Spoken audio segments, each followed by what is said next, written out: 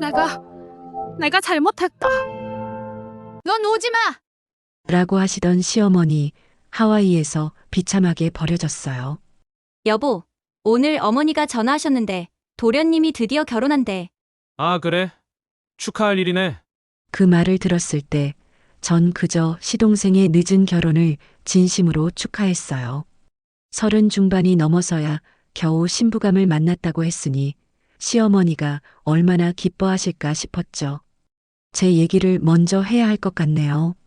저는 두 아들을 키우며 대기업 생산직으로 일하는 평범한 40대 직장맘이에요. 남편도 일반 직장에 다니고 애들도 바르게 크고 있어서 남들이 보기엔 행복해 보이는 가정이라고들 하더라고요. 근데 이 평범한 행복을 만들기까지 정말 말도 못할 우여곡절이 있었어요. 제가 초등학교 5학년 때였어요. 학교를 마치고 집에 돌아왔는데 집안 곳곳에 빨간 딱지가 붙어 있더라고요. 미나야, 어쩌니? 아빠, 사업이 다 망해버렸어. 엄마는 안방에서 눈물만 흘리고 계셨어요. 그때 TV 드라마에서나 보던 일이 우리 집에 실제로 일어날 거라곤 상상도 못했었죠. 그렇게 저희 집은 하루아침에 쫄딱 망했고 원래 살던 집의 반의 반도 안 되는 오래된 빌라 월세로 이사를 가게 되었어요. 엄마는 낮엔 식당 설거지, 밤엔 공장 야간 작업에 투입됐고 아빠는 낮 직장에 다니시면서 야근까지 빠짐없이 하셨어요. 나는 절대 부모님처럼 살지 않겠어. 그런 생각은 아니었어요. 오히려 반대였죠. 나도 엄마 아빠처럼 강하게 살아야지. 그렇게 마음먹고 정말 악착같이 공부했어요. 대학 졸업하고 대기업 생산직에 취업했을 땐 엄마 아빠가 얼싸안고 우셨던 게 기억나요. 미나야, 우리 딸 정말 고생 많았다. 아니에요, 엄마. 제가 뭘 했다고요. 엄마 아빠가 더 고생 많으셨잖아요. 그렇게 저는 회사를 다니며 부모님께 용돈도 드리고 남동생 학비도 보태드리고 그렇게 살았어요. 그러다 30대 초반의 지인 소개로 지금의 남편을 만났죠. 남편은 참 따뜻한 사람이었어요. 다른 남자들은 제 연봉이나 직장에 관심이 더 많았는데 이 사람은 제게 뭐라도 하나 더 해주려고 하더라고요. 당신 오늘 회사에서 힘들었지? 내가 저녁 차려 놓을게. 그런 모습이 너무 좋았어요. 결혼하고 시댁에 처음 갔을 때 시아버지와 시어머니, 시동생, 시누이가 반갑게 맞아주셨어요. 중산층 평범한 집안이었고 저희 집과 크게 차이나지 않았죠. 시어머니는 특별히 잘해주시는 것도 아니었지만 그렇다고 심하게 시집살이를 시키시는 분도 아니었어요. 그냥 보통의 시어머니셨죠. 대신 시아버지는 참 좋으신 분이었어요. 며느리야, 맞벌이 하느라 고생이 많구나. 우리 아들놈이 며느리를 잘 챙기는지 모르겠구만. 늘 저를 안쓰러워하시고 챙겨주셨어요. 결혼하고 두 아들을 낳았고 복직해서 다시 일하며 그렇게 10년을 살았어요. 명절 때마다 시댁 가서 일 도와드리고 용돈도 꼬박꼬박 챙겨드리고 그렇게 무난하게 지냈어요. 그런데 그 평온이 깨지기 시작한 건 시동생이 결혼하면서부터였어요. 예비 동서를 처음 본 날 전속으로 살짝 놀랐어요. 와, 진짜 잘 빠졌네. 세련된 옷차림에 말쑥한 외모, 웃는 모습도 참 상냥해 보였어요. 형님, 앞으로 잘 부탁드려요. 언니처럼 따를게요. 아니에요. 저야말로 동서만이 도와줘야죠. 그렇게 동서가 시집을 왔어요. 처음엔 정말 괜찮았어요. 동서도 착해 보였고 시어머니도 새 며느리가 예쁘다고 좋아하시고 뭐 그럴 수 있다고 생각했죠. 근데 뭔가 이상했어요. 동서가 올 때마다 시어머니 표정이 달라지는 게 느껴졌거든요. 어머니, 오늘 날씨 쌀쌀하시죠? 제가 백화점에서 좋은 무릎 담요 사왔어요. 어머, 우리 둘째 며느리 진짜 센스 있네. 이거 얼마 했어? 아이, 어머니, 금액이 어디 있어요? 어머니 건강이 제일 중요하죠. 그런 대화를 듣고 있으면 괜히 제가 뭔가 부족한 사람 같은 기분이 들더라고요. 나도 시어머니한테 잘하고 있는데. 아니야, 괜찮아. 나는 나대로 10년 넘게 잘해왔잖아. 그렇게 스스로를 다독였어요. 그런데 어느 날 시댁에 갔을 때였어요. 시어머니 외출복으로 등산복 하나를 사드렸거든요. 10만 원대 괜찮은 거였어요. 아울렛에서 고르고 골라서 산 거였죠. 그런데 동서가 그걸 보더니 비웃듯이 말하는 거예요. 어머, 형님 이거 어디서 사셨어요? 혹시 당근마켓에서 산 거 아니죠? 뭐? 동서, 무슨 말을 그렇게 해? 아, 아울렛이요? 그럼 거기서 세일 상품 산 거예요? 아니, 아무리 그래도 어머님 옷인데 좀 괜찮은 걸로 백화점 가서 사오시지. 그 순간 제 얼굴이 확 달아오르는 게 느껴졌어요. 시어머니는 동서 말에 고개를 끄덕이며 웃으시더라고요. 그래, 역시 우리 둘째가 눈이 좀 있지. 큰애는 빠듯하게 살아서 그런가. 그런 걸 잘 몰라. 그 말을 듣는 순간 가슴이 철렁 내려앉았어요. 10년 넘게 성심성의껏 시부모님 챙겼는데 나보고 빠듯하게 산다고? 참자, 일부러 그런 말은 아니실 거야. 그렇게 혼자 삭혔어요. 근데 그게 끝이 아니었어요. 명절이 다가왔을 때 동서가 제게 전화를 했어요. 형님, 이번에 어머님 용돈 얼마 드릴 거예요? 그래도 맞춰야 하지 않을까요? 아, 그래요. 전 30만 원 드리려고 하는데 그 정도면 괜찮을 것 같은데요. 그래요? 알겠어요. 형님은 30만 원 하신다는 거죠? 당연히 동서도 30만 원 넣을 줄 알았어요. 근데 시댁에 가서 봉투를 전달했을 때 제 눈을 의심했어요. 시어머니가 제 봉투는 열어보지도 않고 말씀하시더라고요. 큰애 넌 뭐 확인 안 해봐도 30만 원이겠지 뭐. 매년 똑같이 30만 원 아니니? 네, 올해도 30만 원 넣었어요. 그럼 우리 둘째는 얼마나 넣었나 볼까? 시어머니가 동서 봉투를 열어보시더니 눈이 휘둥그레지셨어요. 어머, 이게 뭐야? 이게 다 얼마야? 어머니, 저는 60만 원 넣었어요. 형님보다 딱 2배네요. 그 순간 제 머릿속이 하얘지는 것 같았어요. 같이 맞추기로 한 거 아니었나? 시어머니는 동서 어깨를 토닥이며 활짝 웃으셨어요. 그래, 고생하면서 번 돈 이렇게 많이 나한테 주다니. 역시 내 생각해 주는 건 우리 둘째밖에 없다. 그 말을 듣는 순간 제 옆에서 놀던 큰아들이 제 표정을 보더니 물었어요. 엄마, 왜 그래? 기분 나빠? 아니야. 엄마 괜찮아. 괜찮지 않았어요. 전혀 괜찮지 않았어요. 10년이에요. 10년 넘게 성실하게, 묵묵히, 한결같이 시부모님을 챙겼는데 고작 1년 된 동서가 용돈 좀 많이 넣었다고 저보다 낫다는 소리를 듣는 게 너무 억울하고 화가 났어요. 그날 집에 돌아와서 남편에게 말했어요. 여보, 나 오늘 진짜 기분 나빴어. 왜? 무슨 일 있었어? 아니, 그냥 좀 그랬어. 말하고 싶었지만 입 밖으로 내면 더 초라해질 것 같았어요. 그냥 참자. 시간 지나면 괜찮아질 거야. 그렇게 스스로를 달랬어요. 하지만 그건 시작에 불과했어요. 그 뒤로 시어머니의 태도가 눈에 띄게 달라지기 시작했어요. 제가 뭘 사다 드려도 별로 관심이 없으시더라고요. 심지어 한 번은 이런 말씀도 하셨어요. 큰애야, 다음엔 그냥 돈으로 줘. 내가 고르는 건 별로 내 마음에 안 들어. 네, 알겠어요. 근데 동서가 동네 슈퍼에서 사온 과일 바구니를 보고선 시어머니가 난리법석이었어요. 어머, 우리 둘째는 진짜 센스 있어. 이거 완전 고급지다. 어머니, 그냥 동네 슈퍼에서 샀어요. 어머니가 좋아하실 것 같아서요. 아유, 역시 우리 둘째가 최고야. 그 모습을 보면서 제 가슴이 답답해지더라고요. 똑같은 건데 왜 나한테만 저러시지? 뭔가 이상하다는 생각이 들었어요. 그러던 어느 날 명절 준비로 시댁에 갔을 때였어요. 다들 음식 준비하느라 바쁜데 동서가 저를 슬쩍 불러 세우더라고요. 형님, 잠깐만요. 응, 왜 그래요? 저기, 형님 혹시 시댁에서 스트레스 많이 받으세요? 갑자기 무슨 소리예요?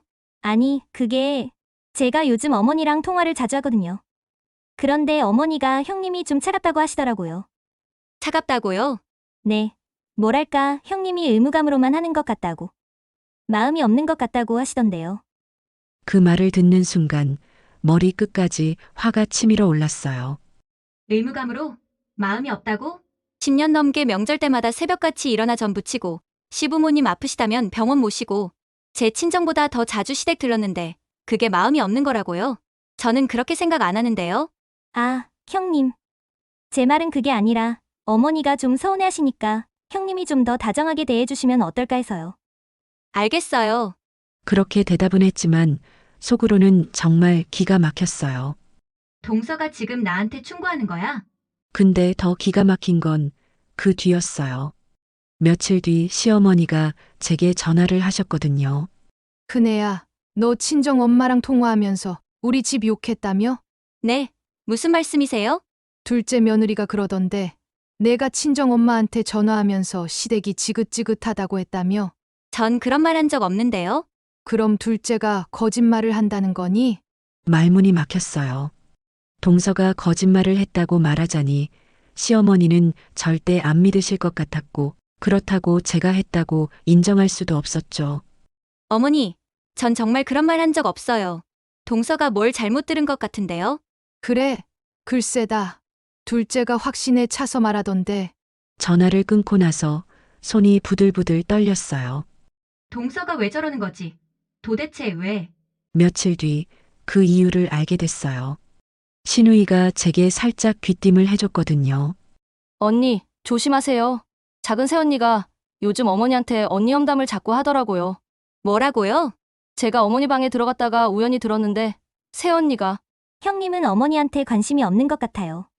저는 어머니가 너무 좋은데 형님은 의무감으로만 하시는 것 같아 안타까워요. 이런 식으로 말하더라고요. 새언니, 작은 새언니가 지금 어머니 편 만들려고 하는 거예요. 조심하세요. 그제야 모든 게 이해가 됐어요. 동서가 시댁에서 자기 입지를 확실하게 만들려고 저를 이용하고 있었던 거예요. 시집 온 지 얼마 안 됐으니까 자기 편을 만들어야겠다고 생각한 거구나. 화가 났지만 한편으론 황당하기도 했어요. 그런데 더 큰 문제는 시어머니가 완전히 동서 편이 되셨다는 거였어요.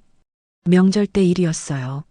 주방에서 다들 제사 음식 준비하느라 바쁜데 동서가 거실에 앉아서 핸드폰만 보고 있는 거예요. 저는 주방에서 동서를 불렀어요.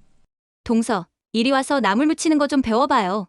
에이, 형님이 잘하시는데 제가 뭘 해요. 전 요리 못해요. 그래도 한번 해봐야 나중에 혼자서도 할 수 있잖아요. 이리 와봐요. 아, 싫은데요. 전 진짜 못해요. 형님이 그냥 하세요. 그때 시어머니가 주방으로 들어오셨어요. 뭐야? 큰애 너 둘째한테 나물 무치는 거 알려주고 있니? 네, 그래야 동서도 나중에 혼자 할 수 있잖아요. 그래 맞다. 손맛이 좋은 큰애가 알려줘야지. 안 그래도 들어보니까 우리 둘째 집에서 매번 사다 먹는다던데. 큰애, 네가 잘 알려줘라. 어머니, 제가 지금 알려주려고 하는데요. 동서가 못한다고 안 배우려고 해요. 그 순간 동서가 갑자기 눈을 동그랗게 뜨며 말을 바꾸더라고요. 어머, 형님. 제가 언제 안 배운다고 했어요. 전 그냥 제가 요리 못하니까 이런 제사 음식 같은 건 형님이 하시는 게 어른들한테도 더 좋지 않을까 그렇게 말한 건데요. 뭐야? 방금 분명히 싫다고 했잖아. 저는 어이가 없어서 동서를 쳐다봤어요. 시어머니가 제게 차갑게 말씀하셨어요. 큰애야, 너 너무 네 마음대로 사람 말 해석하고 그러지 말아라. 그래도 이렇게 착한 둘째가 어떻게 너한테 그런 소리를 하겠니? 아니, 어머니 방금 동서가 분명히 둘째야, 너 주방에서 이러지 말고 거실 나가서 상 차리는 거나 도와드려라. 큰애랑 있다가 아주 큰일 나겠다. 시어머니가 동서 등을 떠밀며 거실로 내보내시더라고요. 동서는 나가면서 제게 살짝 웃어 보였어요. 저게 일부러 그런 거야? 저는 그 자리에 멍하니 서 있었어요. 아니, 내가 지금 뭘 잘못한 거지? 말해도 안 믿으시고 해명해도 소용없고 그냥 제가 무조건 잘못한 사람이 되는 거예요. 그날 밤 집에 돌아와서 남편에게 다 털어놨어요. 여보, 나 진짜 못 참겠어. 동서가 너무 심해. 내가 얘기해 볼게. 아니, 괜찮아. 괜히 오빠가 나서면 가족 분위기만 이상해질 거야. 그래도 괜찮아. 내가 참을게. 그렇게 또 참았어요. 근데 동서는 거기서 멈추지 않았어요. 한 번은 제가 시댁에 반찬을 해다 드렸어요. 아이들도 데리고 가서 시부모님께 인사도 시키고 그랬죠. 그런데 제가 화장실 다녀오는 사이에 동서가 제 아이들한테 이상한 말을 하고 있더라고요. 야, 너희 엄마 요즘 할머니한테 잘해? 엄마가 집에서 할머니 욕 안 해? 우리 엄마 그런 거 안 해요. 그래? 근데 할머니가 섭섭해 하시던데. 너희 엄마가 차갑다고. 우리 엄마 안 차가워요. 화장실에서 나오다가 그 대화를 듣고 제 심장이 철렁 내려앉았어요. 세상에 아이들한테까지 이런 말을 한다고? 동서는 제가 나타나자 환하게 웃으며 말했어요. 어머, 형님. 애들이랑 재밌게 놀고 있었어요. 그렇군요. 그날 집에 돌아오는 길 큰아들이 제게 물었어요. 엄마? 작은 엄마가 할머니한테 차갑다고 하던데. 진짜야? 아니야. 엄마는 할머니한테 잘하고 있어. 그럼 작은 엄마가 거짓말한 거네? 대답할 수가 없었어요. 아이들한테까지 저를 나쁜 사람으로 만들려는 동서가 정말 밉고 또 미웠어요. 그 뒤로도 이런 일들이 계속됐어요. 시어머니 생신 때는 동서가 미리 몰래 비싼 선물을 준비해 놓고선 제가 준비한 선물을 초라하게 만들었고요. 시댁 대청소할 땐 동서는 허리 아프다며 거의 아무것도 안 하면서 시어머니 앞에서만 열심히 하는 척 했어요. 그리고 시어머니는 점점 더 동서만 편애하셨죠. 큰애는 왜 둘째처럼 못하니?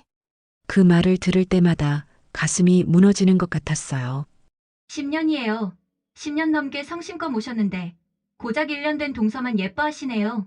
그래도 참았어요. 남편이 항상 제 편을 들어줬으니까요. 엄마, 이러시면 안 돼요. 아내가 얼마나 엄마를 잘 모시는데요. 재수 씨가 하는 것보다 훨씬 많이 하잖아요.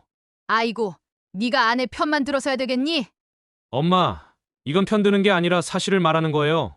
남편이 그렇게 말해줄 때마다 조금은 위안이 됐어요. 그래. 우리 남편은 나를 알아주잖아. 그렇게 버텼어요. 하지만 결국 폭발하는 날이 오고야 말았어요. 바로 그 김장 날이었죠. 시댁에선 매년 가족들이 모여서 김장을 했었거든요. 올해도 어김없이 다 같이 모였죠. 시아버지, 남편, 시동생은 배추를 나르고 무거운 짐을 들어주고 저와 시어머니, 시누이, 동서는 배추를 다듬고 양념을 만들고 그랬어요. 그런데 올해는 김장할 배추가 유난히 많았어요. 어머니, 올해는 배추가 왜 이렇게 많아요? 아, 그거. 둘째 며느리가 친정에도 좀 가져다 드리고 싶다고 해서 많이 했지 뭐. 아, 그렇군요. 속으로 한숨이 나왔어요. 이제는 동선의 친정 것까지 우리가 다 해야 하는 거구나.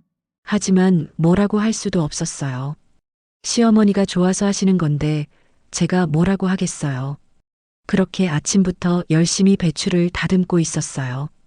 시아버지와 남편, 시동생은 잠깐 밖에 나가서 부족한 재료를 사러 가신다고 하시더라고요. 우리 1시간 정도만 다녀올게.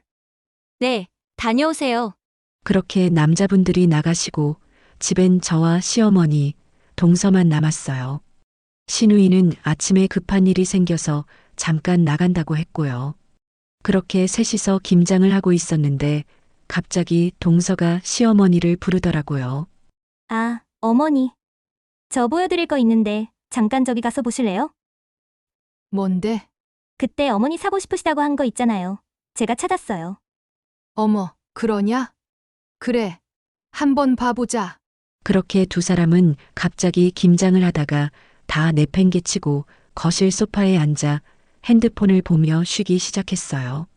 잠깐 쉬는 줄 알았죠. 근데 아니었어요. 동서와 시어머니가 수다를 떨기 시작하는 거예요. 어머니, 보니까 아까 저기 새로 카페 열었던데 거기 가볼래요? 김장은 어차피 형님 손맛이 좋으니까 형님이 하시라고 하고. 저희 거기서 커피 좀 사올까요? 그럴까 그럼? 아, 안 그래도 목이 말랐는데 다들 커피 마시면서 일하면 좋지. 그럼 저희 얼른 갔다 올게요. 형님, 저희 금방 유 앞에 카페만 다녀올게요. 저는 그 말을 듣고 정말 기가 막혔어요. 지금 뭐라고 한 거야? 김장할 배추가 산더미처럼 쌓여 있는데 지금 카페를 간다고요?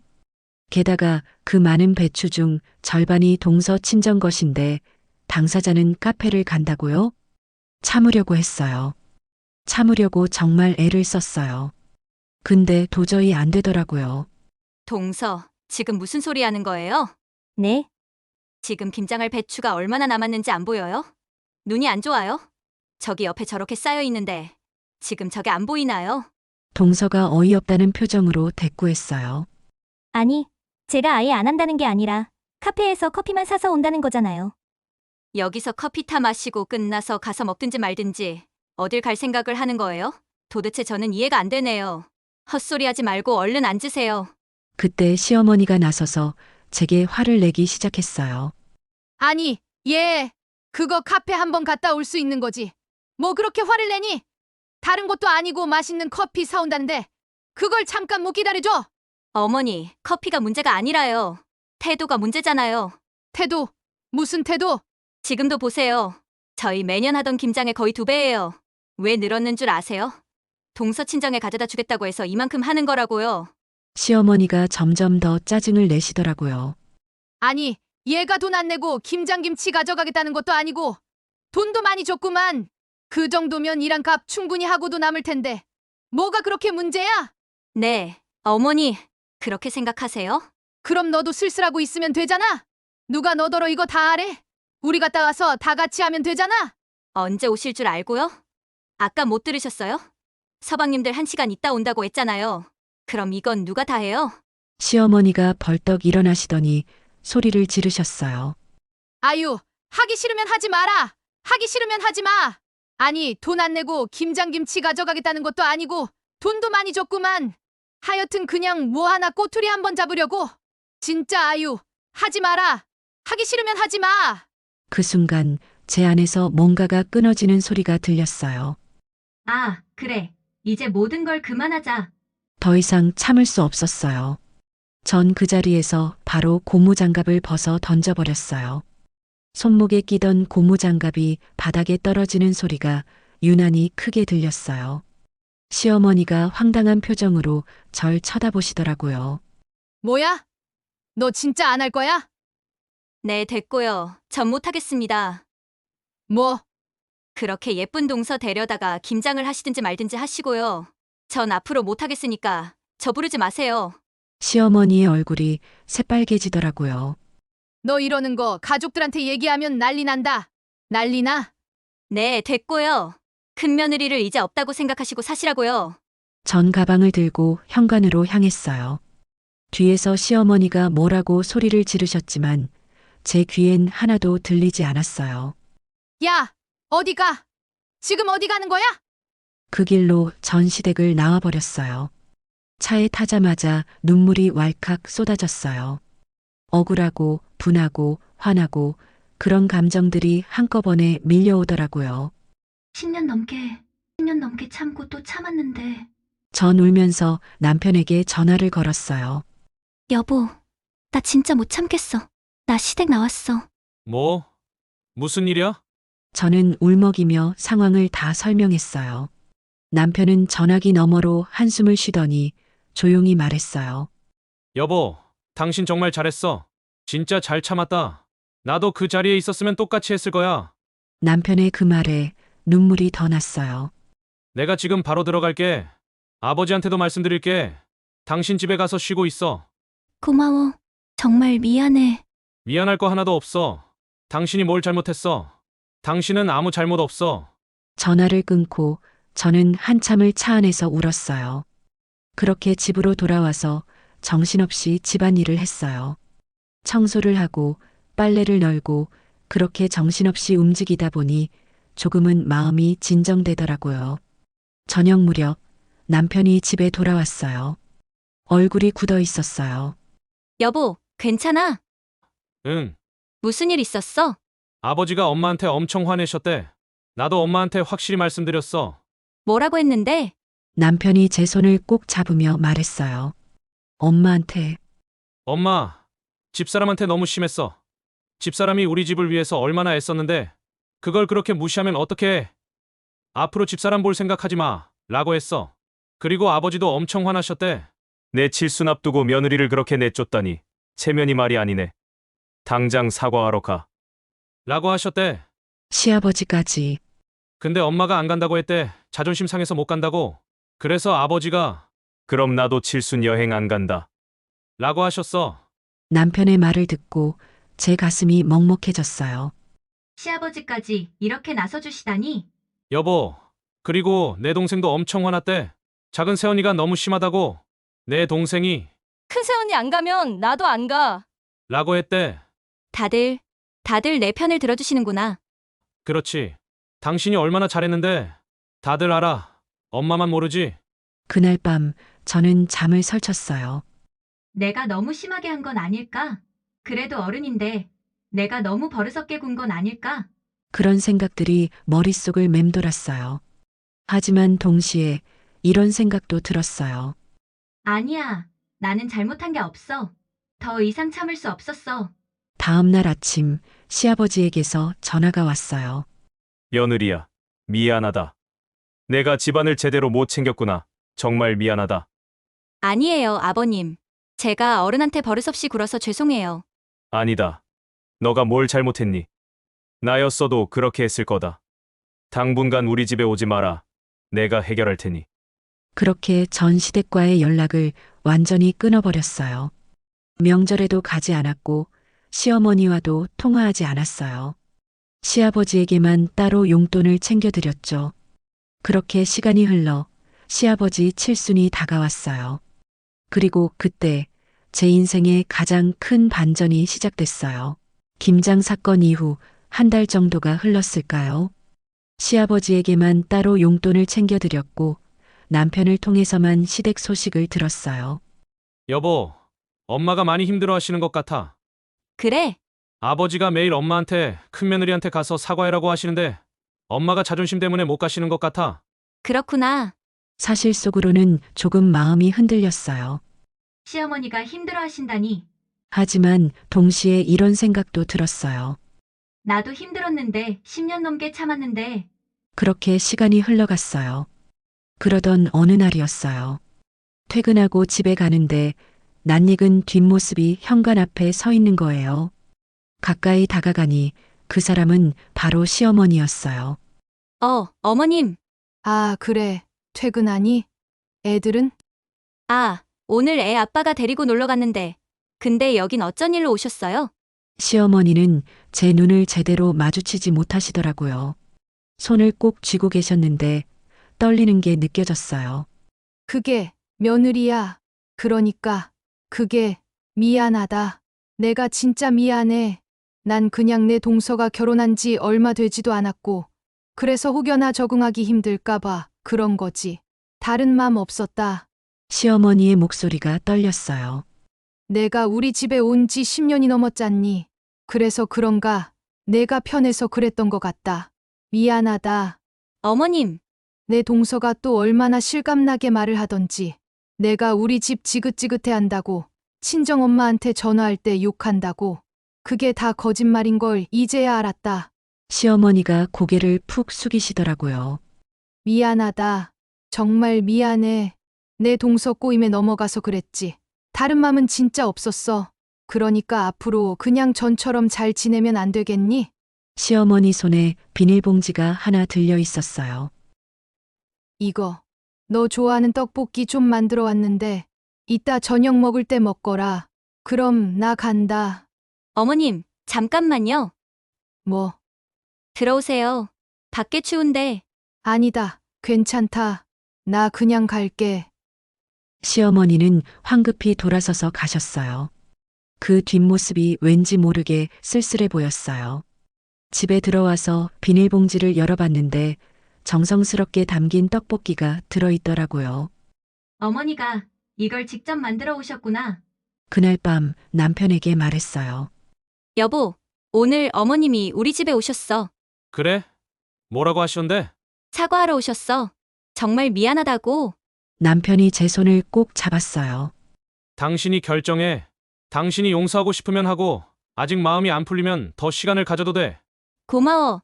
사실 그 순간 제 마음은 이미 조금 풀려 있었어요. 어른이 먼저 찾아와서 사과하셨다는 게 쉬운 일이 아니라는 걸 알았으니까요. 며칠 뒤 시아버지에게서 전화가 왔어요. 큰애야, 나 좀 만나줄 수 있겠니? 네, 아버님. 언제 뵐까요? 다음 날 저는 시아버지를 뵈러 갔어요. 시아버지는 카페에서 저를 기다리고 계셨어요. 큰애야, 고맙다. 와줘서 고맙다. 아니에요, 아버님. 시아버지가 커피를 한 모금 마시시고는 천천히 말씀하셨어요. 큰애야, 내가 미안하다. 내가 집안을 제대로 못 챙겨서 내가 고생했구나.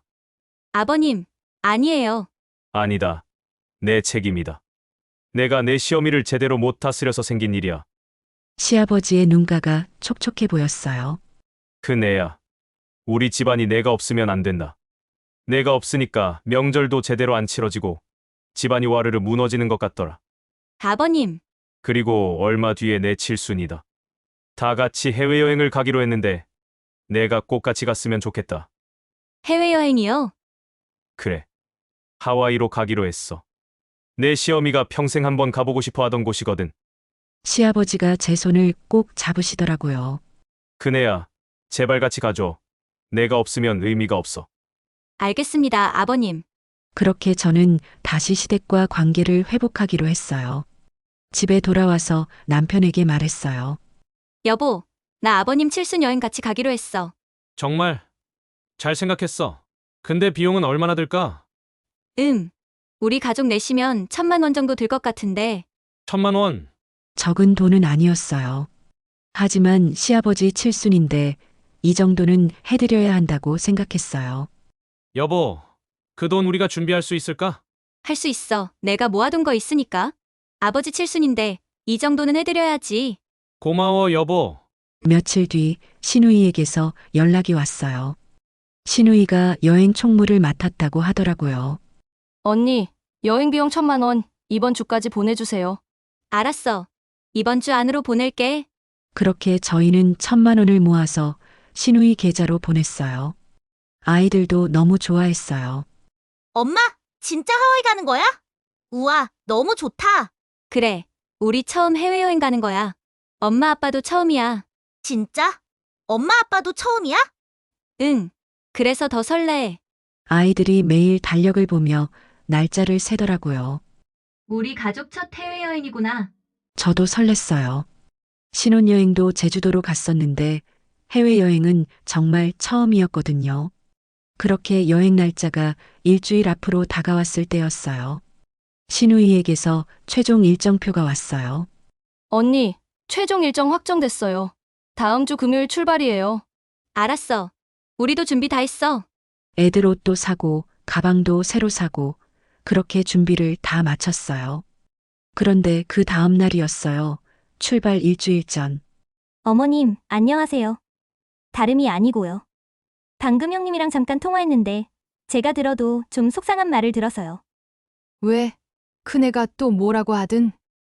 아니 그게 형님이 예전에 자기 친정어머니 환갑 때는 유럽으로 여행 보내드렸다고 하더라고요. 그러면서 하는 말이 우리 엄마는 특별하니까 유럽이지만 시댁 칠수는 그냥 하와이 정도로도 감지덕지 아니냐라는 식으로 아유, 제가 다 민망해서 혼났어요.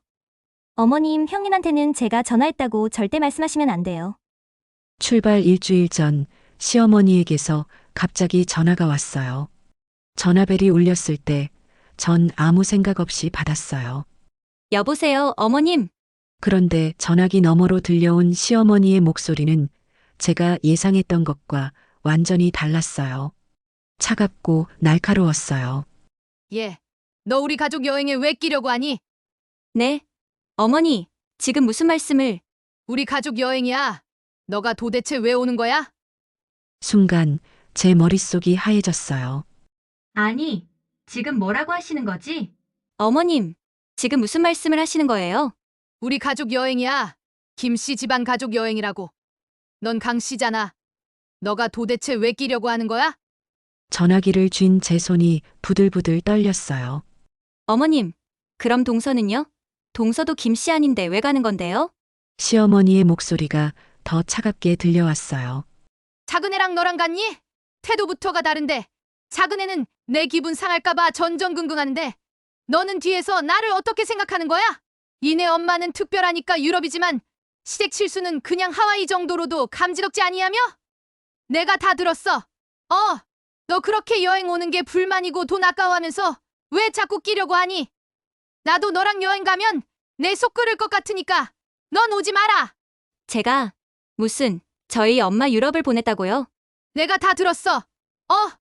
너 그렇게 오기 싫어하면서 왜 자꾸 끼려고 하니? 시어머니의 목소리가 점점 더 날카로워졌어요.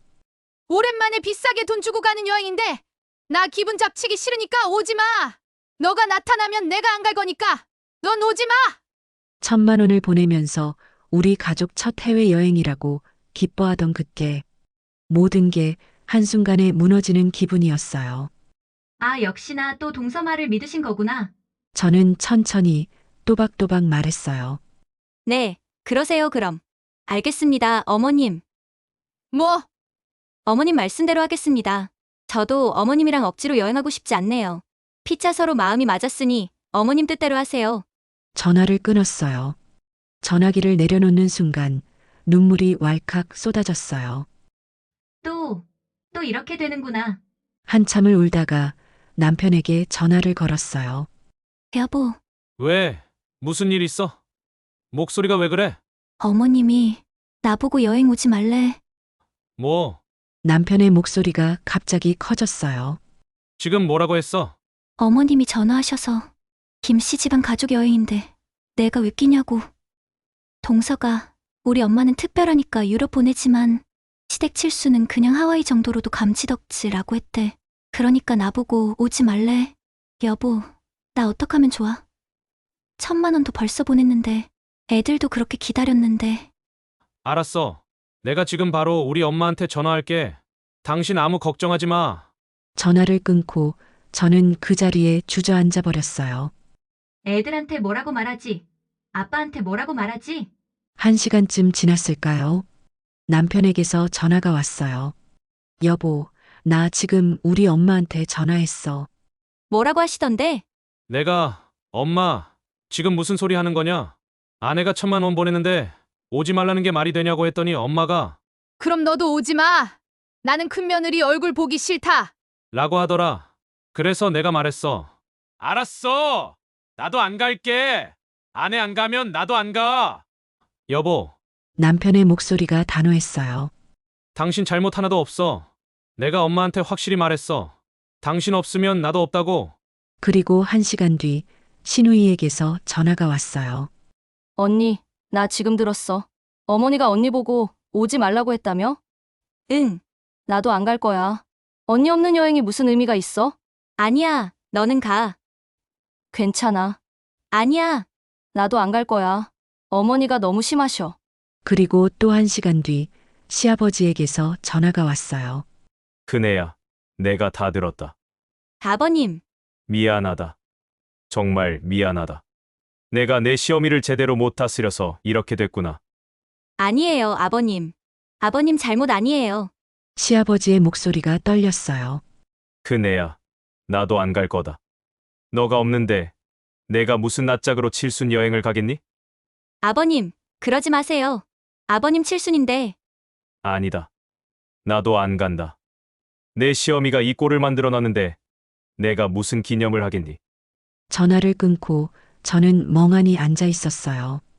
다들 나 때문에 안 가신다고 하시네. 저녁 무렵 남편이 집에 돌아왔어요.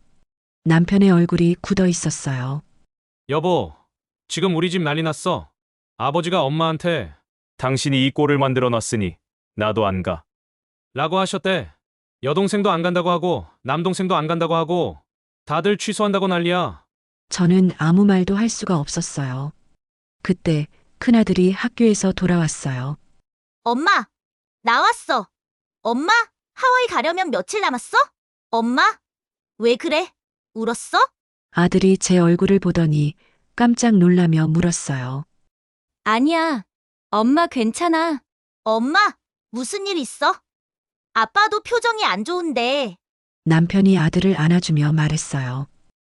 아들아, 미안한데 하와이 여행 못 갈 것 같아. 네? 왜요? 할머니가 엄마 보고 오지 말래. 큰아들의 얼굴이 확 굳더니 갑자기 소리를 질렀어요. 왜요? 왜 엄마는 오지 말래요? 엄마가 뭘 잘못했는데요? 아들아, 아빠, 우리 할머니가 또 엄마 괴롭히는 거예요? 저번에도 그랬잖아요. 그때 둘째 아들도 방에서 나왔어요. 뭐? 하와이 못 가? 왜? 할머니가 또 엄마한테 나쁘게 한 거야? 두 아들이 제게 달려와 안기더라고요. 엄마, 괜찮아? 엄마, 울지 마. 엄마 괜찮아? 엄마는 괜찮아. 근데 그때 남편이 갑자기 말했어요. 여보, 그만 울어. 당신이 왜 울어? 그 사람들이 당신한테 어떻게 했는데 여기서 우리가 여행까지 포기하면 진짜 지는 거야. 우리 절대 지지 말자. 애들 저렇게 목 빠지게 기다렸고 우리도 이 휴가 내려고 얼마나 애썼어. 이 모든 걸 왜 우리가 포기해야 해? 그 1,000만 원은 그냥 날강도한테 떼었다고 생각하자. 아니, 오히려 더 잘 됐어. 눈치 볼 사람도 없겠다. 우리 내 식구끼리 보란 듯이 더 행복하고 더 재밌게 놀다 오는 거야. 가자. 하와이. 뭐라고? 어차피 휴가도 다 맞춰서 썼잖아. 우리 가족끼리 하와이 가자. 하지만 우리 엄마가 가지 말랬잖아. 좋아. 그럼 우리끼리 간다고 하자. 우리도 하와이 가는 거야. 남편의 눈빛이 단호했어요. 당신 해외여행 가고 싶었잖아. 애들도 그렇게 기다렸잖아. 우리 엄마 눈치 보면서 포기할 필요 없어. 우리끼리 가자. 정말 괜찮을까? 괜찮고 말고. 아니, 오히려 좋지. 우리 가족끼리만 편하게 놀 수 있잖아. 큰아들이 눈을 반짝이며 말했어요. 아빠, 진짜예요? 우리끼리만 가는 거예요? 응. 할머니 없이 우리만 가는 거야. 와, 좋다. 할머니 없으면 더 좋을 것 같은데? 둘째 아들도 박수를 쳤어요. 나도 좋아. 엄마, 할머니 없으면 엄마가 더 편할 것 같아. 아이들의 그 말에 저는 웃음이 나왔어요. 그래, 우리끼리 가자. 다음 날 남편이 여행사에 연락해서 우리 가족만 따로 하와이 예약을 했어요. 시댁이랑 같은 날짜, 같은 호텔로요. 그리고 신우이에게 전화를 걸었어요. 아가씨, 잠깐 통화 괜찮아. 할 얘기가 있어서. 언니, 그럼요. 무슨 일이에요? 우리 가족도 하와이 가기로 했어. 같은 날짜로.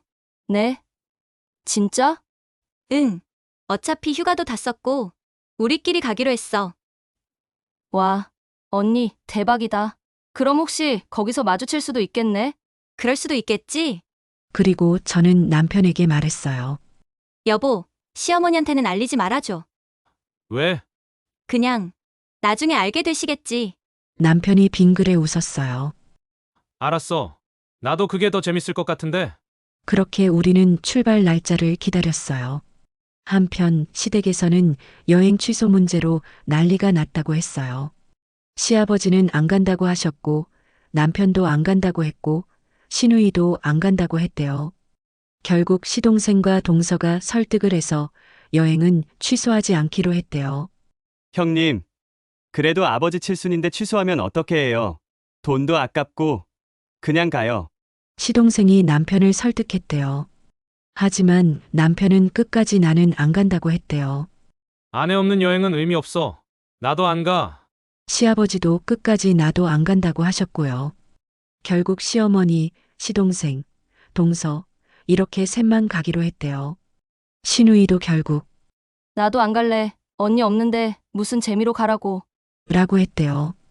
그렇게 출발 날이 다가왔어요. 우리 가족은 짐을 싸며 설렜어요.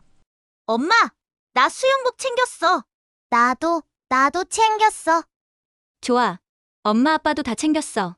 드디어 공항으로 출발하는 날 아침이었어요. 남편이 제 손을 꼭 잡으며 말했어요. 여보, 우리 정말 재밌게 놀다 오자. 응, 알았어. 우리끼리 편하게 놀자. 그렇게 우리 가족은 하와이로 떠났어요. 시어머니는 몰랐죠. 우리가 똑같은 하와이로, 똑같은 날짜에, 똑같은 호텔로 간다는 거요. 하와이 공항에 발을 내디딘 순간 후끈하면서도 상쾌한 공기가 폐에 깊숙이 들어왔어요. 회색빛 도시의 매연과는 차원이 다른 생명력이 넘치는 공기였죠. 10년간의 시집살이와 고된 직장 생활로 무거웠던 어깨가 거짓말처럼 가벼워지는 기분이었어요. 우와, 엄마, 저기 나무 좀 봐. 텔레비전에서 본 거랑 똑같아. 아빠, 바다 냄새 나요. 짭짤한 냄새. 아이들은 태어나 처음 마주하는 이국의 풍경에 흥분을 감추지 못하고 방방 뛰었어요. 남편은 그런 아이들을 흐뭇하게 바라보다 제 손을 꾹 잡았어요. 여보, 우리 정말 오길 잘했어. 당신 그렇게 환하게 웃는 거 나 정말 오랜만에 봐. 미안했어, 그동안. 아니야. 지금이라도 이렇게 와서 너무 좋아. 여기가 천국인 것 같아. 우리가 예약한 호텔은 와이키키 해변이 한눈에 들어오는 오션프론트 스위트룸이었어요. 시댁 식구들과 함께였다면 꿈도 못 꿀 호사였죠. 발코니에 서서 끝없이 펼쳐진 수평선을 바라보는데 그동안 켜켜이 쌓여왔던 서름과 분노가 파도에 씻겨나가는 것만 같았어요. 그래. 이게 바로 내가 받아야 할 보상이야. 10년간의 희생에 대한 정당한 대가라고. 저는 속으로 몇 번이고 되뇌었어요. 첫날부터 우리는 모든 것을 잊고 하와이를 만끽했어요. 아이들과 함께 거대한 파도에 몸을 맡기며 서핑을 배웠고 알록달록한 열대어들 사이를 헤엄치며 스노클링을 즐겼어요. 저녁에는 해변의 고급 레스토랑에서 붉게 물드는 노을을 바라보며 랍스터와 스테이크를 먹었죠. 남편이 와인잔을 부딪히며 말했어요. 우리 가족의 새로운 시작을 위하여. 그러네. 우리의 진짜 행복을 위하여. 모든 순간이 완벽했어요. 눈치 볼 시어머니도 신경을 긁는 동서도 없는 이곳은 그야말로 지상낙원이었어요. 여행 셋째 날 오후였어요. 호텔 수영장에서 신나게 물놀이를 하던 큰아들이 제게 달려와 말했어요. 엄마, 우리 너무너무 행복해 보여요. 가족 사진 찍어서 할아버지랑 고모한테 자랑하고 싶어요. 할아버지랑 고모, 우리가 여행 취소한 줄 알고 걱정할 거 아니에요? 아이의 순수한 말에 저는 잠시 망설였어요.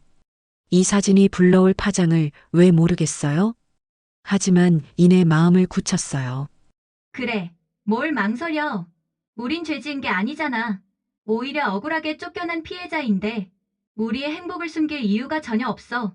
우리 아들, 기특한 생각했네. 그럼 세상에서 제일 행복한 표정으로 찍어볼까? 우리는 가장 전망이 좋은 인피니티 풀을 배경으로 수십 장의 사진을 찍었어요. 제 얼굴에는 10년 만에 처음으로 가식이나 의무감이 단 1%도 섞이지 않은 진짜 웃음이 피어났어요. 큰아들은 가장 잘 나온 사진 몇 장을 골라 신나게 가족단체 채팅방에 올렸어요. 할아버지, 할머니, 고모, 서프라이즈. 저희도 하와이 왔어요. 여기 완전 최고예요. 다음에 다 같이 와요. 아이는 순수한 마음으로 다음에 다 같이라는 말을 덧붙였지만 그건 어른들의 세계에서는 이미 불가능한 일이 되어버렸죠. 사진을 올리고 1시간쯤 지났을까요?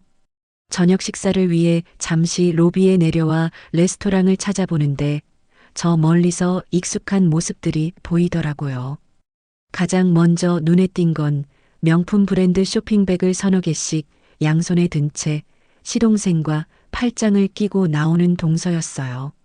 두 사람은 뭐가 그리 즐거운지 서로의 얼굴만 봐도 웃음이 터지는 딱 사랑에 빠진 연인들의 모습이더라고요. 그들은 로비를 가로질러 망설임 없이 회전문을 향해 걸어 나가더라고요. 저녁 노을을 즐기며 둘만의 오붓한 시간을 보내러 가는 것 같았어요. 저는 순간 고개를 갸웃했어요. 어머님은 어디 계시지? 그리고 그때 시야 한 구석에 웅크리고 있는 한 사람이 들어오더라고요. 동서 부부가 방금 빠져나온 명품 매장 앞 소파, 그 구석진 자리에 시어머니가 홀로 앉아 계시더라고요. 그 모습은 피곤하다는 말로는 다 설명할 수 없는 그야말로 비참함 그 자체였어요. 어깨는 축 늘어져 있었고 초점 없는 눈은 허공을 헤매고 있더라고요. 발치에는 동서 부부가 쇼핑한 것으로 보이는 쇼핑백들이 아무렇게나 놓여 있었어요. 마치 잠시 자리를 비운 주인을 기다리는 짐짝처럼요. 한 손으로는 힘겹게 부어오른 무릎을 주무르고 계시더라고요. 그때였어요. 방금 호텔 밖으로 나갔던 동서 부부가 뭔가를 잊었다는 듯 다시 들어오더라고요. 저는 시어머니를 데리러 온 줄 알았어요. 하지만 그들은 시어머니가 앉아 있는 소파는 쳐다보지도 않고 근처 카페에 들러 아이스커피 2잔만 들고는 다시 저희 쪽으로 걸어오더라고요. 시어머니가 힘겹게 몸을 일으켜 그들을 향해 손을 들려던 찰나 동서가 귀찮다는 듯이 말하는 소리가 제 귀에 똑똑히 들렸어요. 어머님, 저희 저녁 먹고 올 테니 먼저 방에 올라가서 쉬고 계세요. 짐은 이따가 저희가 가져갈게요. 아, 다리 아프시면 거기 직원한테 말해서 휠체어라도 빌려달라고 하시고요. 그 말을 남기고 두 사람은 정말 뒤도 돌아보지 않고 다시 호텔을 빠져나가더라고요. 버려진 거예요. 아들 내외는 시원한 커피를 마시며 데이트를 하러 가고 늙고 병든 노모는 그들의 짐을 지키며 소파에 홀로 남겨진 거죠. 저는 그 순간 온몸에 소름이 돋았어요. 저 모습이구나.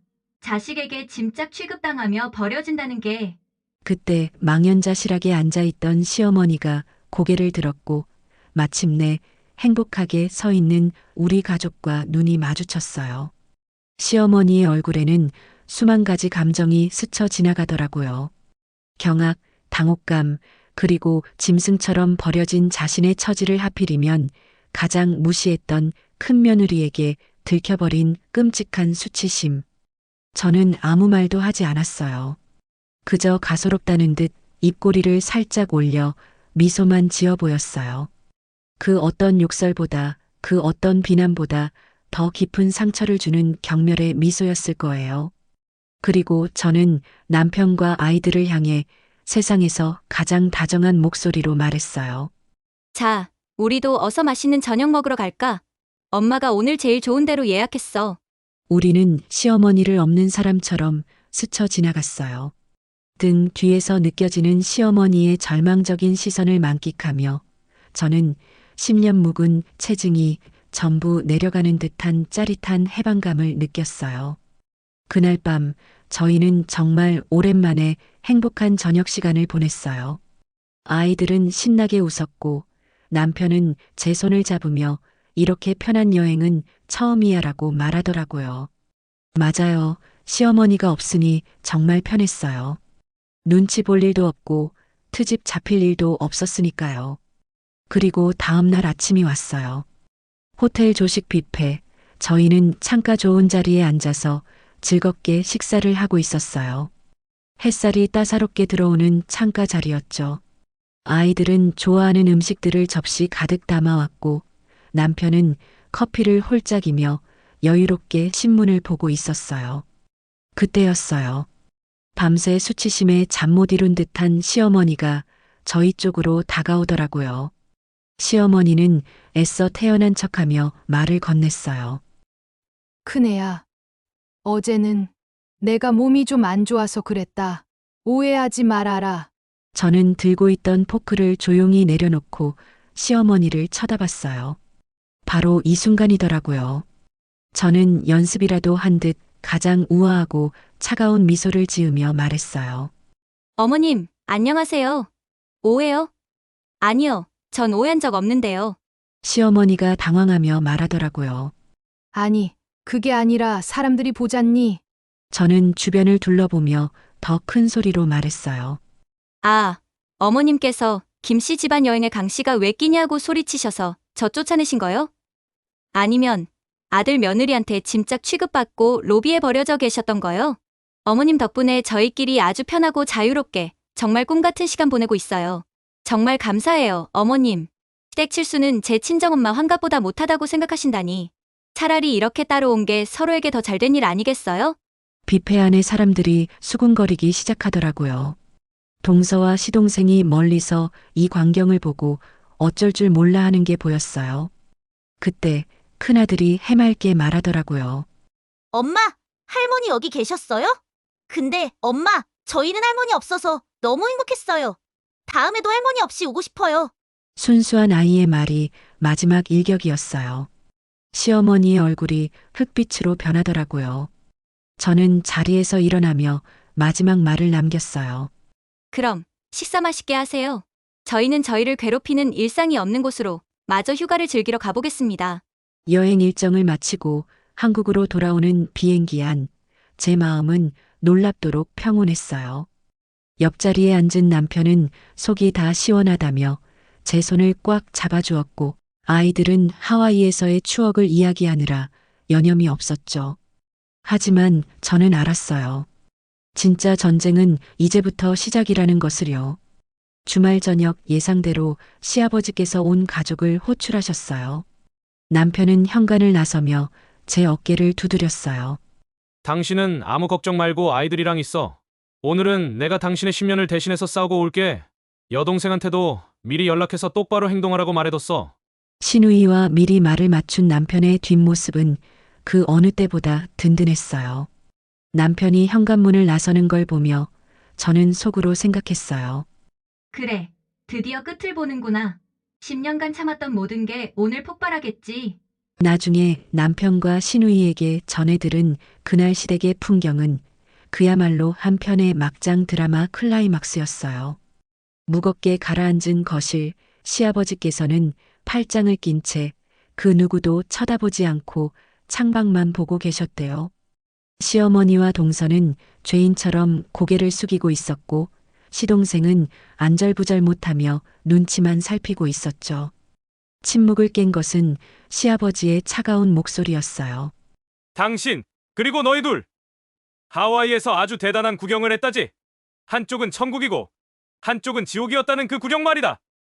동서가 뭐라고 변명하려 입을 열자 시아버지께서 테이블을 손으로 내리치며 호통을 치셨대요.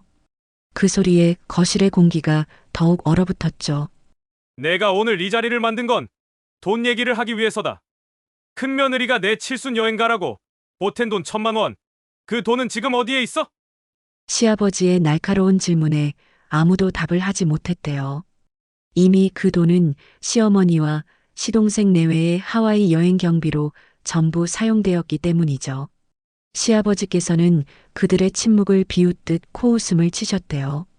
대답을 못하는 걸 보니 그 돈으로 너희 셋이서 희희낙락 명품 쇼핑까지 하며 잘 놀다 왔나 보지. 남의 눈에 피눈물 나게 한 돈으로 사온 가방이 손에 잡히냐? 시아버지의 분노에 찬 고함에 시어머니가 어깨를 움찔 떨었대요. 시동생이 기어들어가는 목소리로 말했대요. 아버지, 그게 아니라 여행사에 이미 돈이 다 넘어가서 어쩔 수 없이. 닥쳐! 너는 마누라 치맛자락 뒤에 숨어서 네 형수가 10년간 이 집안의 대소사를 어떻게 챙겼는지 보고도 몰랐단 말이야. 명절마다 새벽같이 와서 전부치고 내 어미 아플 때마다 병원 수발 들고 이놈 장가갈 때 결혼 자금 부족하다고 할 때 자기 동생 학비 대주던 돈까지 쪼개서 보태준 게 네 형수다. 그런데 너는 그 은혜를 이따구로 갚아? 시아버지의 날카로운 시선이 이번엔 동서에게 향했대요. 그리고 너 내가 처음부터 알아봤다. 입 안에 혀처럼 능글맞게 굴려서 사람 홀리는 그 재주 말이다. 나는 너 같은 거 이제 며느리로 인정할 수 없다. 사람 말 교묘하게 비틀어서 이간질이나 하고 지 이득만 챙기려고 어른 뒤통수 치는 여우 같은 것을 우리 집안에 더 이상 들을 수 없으니까 당장 이 집에서 나가! 동서가 눈물을 흘리며 전형적인 레퍼토리를 늘어놓았대요. 아버님, 오해세요. 저는 정말 어머님이 좋아서. 형님이 너무 차갑게 구시니까 안타까워서. 그때 가만히 있던 시누이가 나섰어요. 오빠, 언니, 나 더 이상은 못 참겠어. 시누이가 핸드폰을 꺼내 들었어요. 아빠, 이거 좀 보세요. 작은 새언니가 하와이에서 저한테 카톡을 잘못 보냈어요. 친구한테 보낼 걸 제게 보낸 거죠. 바로 삭제하긴 했는데 저한테 이런 메시지가 와서 깜짝 놀랐어요. 우리 엄마를 짐이라고 하고 큰언니를 그렇게 욕하는 걸 보는 순간 손이 먼저 움직였어요. 너무 화가 나고 믿기지 않아서 증거를 남겨야겠다는 생각에 바로 캡처했어요. 그런데 1분도 안 돼서 작은 새언니가 삭제를 눌러서 메시지가 사라졌어요. 하지만 저는 그 전에 이미 읽고 캡처해뒀던 거죠. 시누이가 핸드폰 화면을 시아버지께 보여드렸대요. 화면에는 동서가 보낸 카톡 내용이 그대로 남아 있었어요. 영영아, 크크크, 하와이 왔는데 완전 피곤해 죽겠어. 시어머니가 허리 아프다고 징징대는데 호텔에 놔두고 올 걸 그랬나 봐. 진짜 집만 돼, 유유. 아, 그리고 큰형님? 돈도 없으면서 자존심만 세서 진짜 답답함. 촌스럽기까지 하고. 맨날 아울렛에서 산 옷 입고 다니던데, 크크. 시아버지의 얼굴이 점점 더 굳어졌대요. 신우이가 계속 말했어요. 이게 작은 새언니의 진짜 모습이에요. 신우이의 폭로는 결정타였어요. 신우이가 한숨을 쉬며 계속 말했대요. 아, 그리고 작은 새언니 인스타에 자랑한다고 올린 그 명품 가방 사진. 저도 잘 봤어요. 그런데 사진이 너무 서명해서 한번 확대해봤는데 반짝이는 가방 버클에 비친 게 뭔지 아세요? 와이키키 해변 근처에 있는 야시장 간판이던데? 거기 정품 매장 없는 곳이잖아요. 어머니한테는 면세점에서 산 최고급 가방이라고 하셨다면서요? 거짓말도 참 정성껏 하시네요. 그 순간 동서의 얼굴이 새파래졌대요. 시동생마저 아내를 힐끗 쳐다보며 말했대요. 당신, 그것도 거짓말이었어? 동서는 입만 벙긋거릴 뿐 이제 더 이상 아무도 그녀를 믿지 않았어요.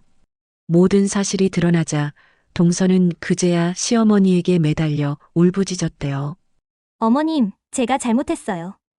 한 번만 용서해주세요.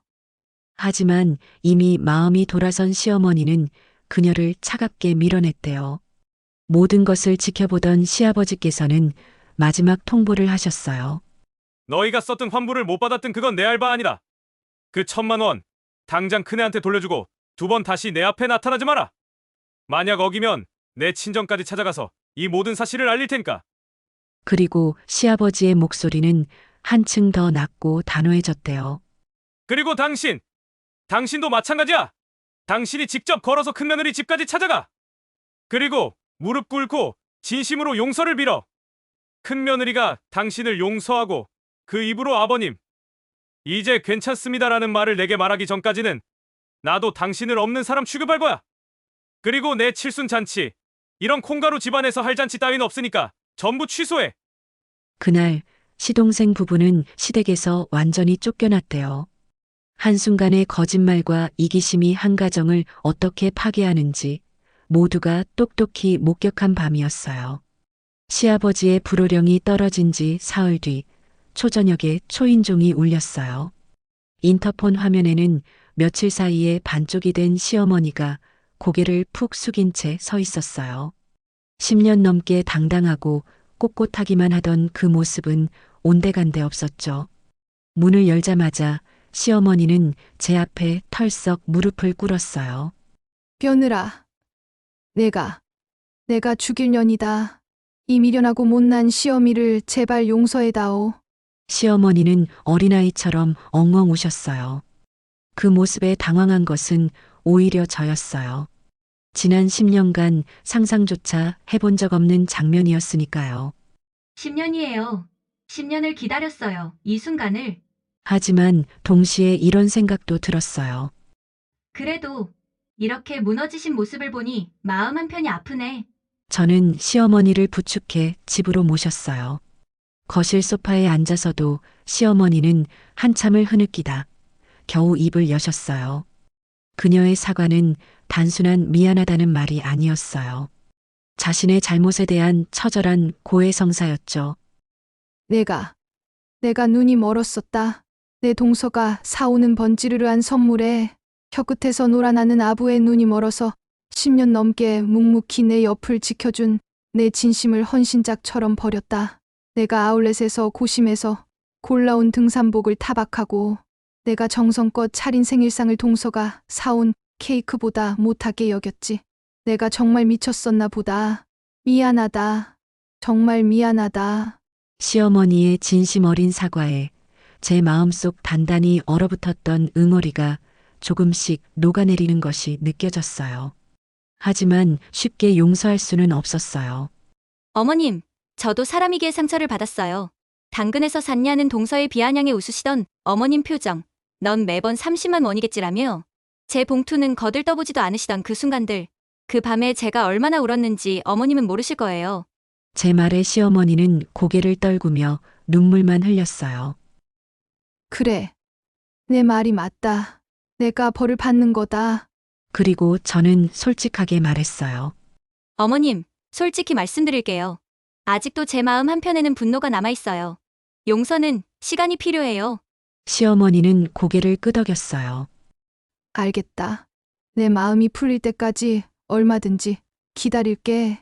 아니, 평생이라도 기다릴게. 그날 이후 시어머니는 정말 다른 사람이 되셨어요. 매일 아침 오늘 하루도 힘내라는 응원 문자를 보내셨고 주말이면 제가 좋아하는 반찬을 한가득 만들어 집 앞에 두고 가셨어요. 예전처럼 무언가를 바라거나 강요하는 태도는 전혀 없었죠. 시동생 내외는 결국 시아버지의 완고함을 이기지 못했어요. 시아버지께서 매일같이 전화를 걸어 비톡촉하듯 닥달하셨고 결국 그들은 자신들의 돈으로 심지어 일부는 대출까지 받아 1,000만 원을 마련해 저희 통장으로 보내왔어요. 남의 돈으로 즐긴 여행의 대가를 톡톡히 치른 셈이죠. 그 돈이 입금된 날 남편은 통장 내역을 제게 보여주며 말했어요. 이건 당신 눈물값이야. 당신이 10년간 흘린 눈물에 대한 이자까지 합하면 턱없이 부족하지만 이걸로 당신 상처가 조금이라도 아물었으면 좋겠어. 그리고 시어머니의 변화를 지켜본 6개월 후 저는 드디어 마음을 열기로 했어요. 6개월이 지나고 시어머니의 매일 같은 정성을 보며 깨달았어요. 그래, 이제 놓아줘도 되겠다. 더 이상 분노에 매달려 있을 필요 없어. 시어머니께 전화를 걸었어요. 며느리냐? 어머님, 내일 시간 되세요? 저희 집에서 같이 저녁 먹어요. 그날 저녁 시어머니와 함께 식사를 하며 저는 말했어요. 어머님, 이제 괜찮아요. 시간이 좀 걸렸지만 저도 이제 마음이 많이 풀렸어요. 시어머니는 제 손을 꼭 잡으며 눈물을 흘렸어요. 고맙다. 정말 고맙다. 내가 평생 너를 잘 모실게. 그날 이후 저와 시어머니의 관계는 완전히 새로워졌어요. 시아버지의 칠수는 결국 한 달 뒤 조촐한 가족 식사로 대체되었어요. 식당에는 저희 가족과 시아버지, 시어머니, 시누이만 참석했죠. 시아버지께서는 식사 자리에서 저에게 봉투 하나를 건네주셨어요. 그 내야. 이거 열어봐라. 봉투 안에는 현금 100만 원이 들어 있었어요. 이건 둘째 놈들에게서 받아낸 내 돈과는 별개다. 이건 내가 주는 용돈이야. 우리 집안 바로 세우느라 고생한 내 큰며느리 예쁜 옷이라도 사 입으라고 주는 상이니까 받아도. 시아버지의 따뜻한 말씀에 저는 결국 눈물을 보이고 말았어요. 그리고 시아버지께서 덧붙이셨어요. 내가 평생 살면서 배운 게 하나 있다면 사람의 진짜 가치는 위기의 순간에 드러난다는 거다. 큰며느리, 너는 10년간 우리 집의 진짜 기둥이었어. 이제야 알게 되어 미안하구나. 시아버지의 공식적인 인정에 제 눈에서 눈물이 주르륵 흘러내렸어요. 식사를 마치고 집으로 돌아오는 길, 밤하늘의 별이 유난히 반짝였어요. 그로부터 1년 후 시누이를 통해 동서 소식을 들었어요. 동서는 시동생과 별거 중이다가 친정으로 돌아갔다고 해요. 별거라고? 결국 자기가 파남정에 자기가 빠진 거네. 교수 집안 막내딸이라던 그녀는 결국 자신이 만든 거짓의 성에서 혼자 무너져 내렸어요. 한때 그녀를 미워했지만 이젠 그저 불쌍할 뿐이에요. 불쌍하긴 하지만 자업자득이야. 한때는 그렇게 미워했는데 이젠 그냥 허무하네. 진심 없는 아부와 거짓으로는 결국 아무것도 남지 않는다는 걸 그녀는 너무 늦게 깨달았죠. 저는 깨달았어요. 진정한 복수는 상대를 똑같이 짓밟고 파멸시키는 것이 아니라 내 자리를 굳건히 지켜내고 스스로 빛나는 존재가 되는 것이라는 사실을요. 이제 제 인생에서 저를 괴롭히는 거친 풍파는 없어요. 시동생 내외와는 자연스럽게 멀어졌고 시어머니는 저를 딸처럼 아껴주세요. 무엇보다 제 옆에는 언제나 제 편이 되어주는 든든한 남편과 사랑스러운 아이들이 있어요. 요즘 명절 때 보면 시어머니는 제 옆에 딱 붙어서 앉으세요. 그리고 제가 뭘 하든 역시 우리 큰며느리가 최고야. 라고 말씀하시죠. 이게 진짜 복수구나. 내가 이기려고 싸운 게 아니라 그냥 제자리를 지켰을 뿐인데. 예전에 그렇게 예뻐하던 동서 자리엔 이제 제가 있어요. 그게 제일 통쾌한 복수인 것 같아요. 이 글을 읽는 당신도 혹시 관계의 어려움 속에서 홀로 눈물 찢고 있다면 부디 자신을 잃지 마세요. 당신의 진심은 언젠가 반드시 통하고 스스로를 존중하고 사랑할 때 비로소 진정한 행복과 평온이 찾아와요. 제 고통스러웠던 10년의 세월이 당신에게는 단단한 용기가 되기를 진심으로 바래요.